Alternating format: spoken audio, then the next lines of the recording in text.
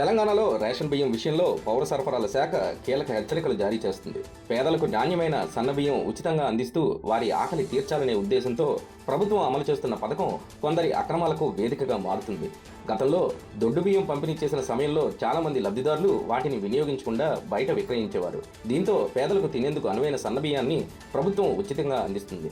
అయితే కొందరు లబ్ధిదారులు ఈ బియ్యాన్ని దళారులకు విక్రయిస్తుండటంతో ప్రభుత్వం లక్ష్యం దెబ్బతింటుంది. రేషన్ కోటా పంపిణీ ప్రారంభమైన వెంటనే కొన్ని ప్రాంతాల్లో దళారులు లబ్ధిదారుల ఇళ్ల వద్దకు చేరుకుంటున్నారు. కిలోకి 10 నుండి 15 చెల్లించి బియ్యాన్ని కొనుగోలు చేస్తున్నట్టుగా సమాచారం. మరికొన్ని చోట్ల బియ్యాన్ని ఇంటికి తీసుకెళ్లకుండా రేషన్ షాపులోనే వేలిముద్ర వేసి అక్కడే సరుకును వదిలి నగదు తీసుకుంటున్న ఘటనలు కూడా వెలుగులోకి వస్తున్నాయి. లబ్ధిదారుల నుంచి సేకరించిన బియ్యాన్ని కొందరు డీలర్లు, దళారులు రహస్యంగా గోదాములకు, ఇతర ప్రాంతాలకు తరలిస్తున్నట్టుగా ఆరోపణలు ఉన్నాయి. కొన్ని చోట్ల స్థానిక హోటళ్లకు కూడా విక్రయిస్తున్నట్టుగా సమాచారం. బహిరంగ మార్కెట్లో కిలో బియ్యాన్ని 20 నుండి 25 వరకు విక్రయిస్తూ అక్రమంగా లాభాలు ఆర్జిస్తున్నారని అధికారులు గుర్తిస్తున్నారు. ఈ అక్రమ దందాకు అడ్డుకట్ట వేసేందుకు పౌర సరఫరాల శాఖ తనిఖీలు, చర్యలను మరింత కఠినతరం చేస్తుంది.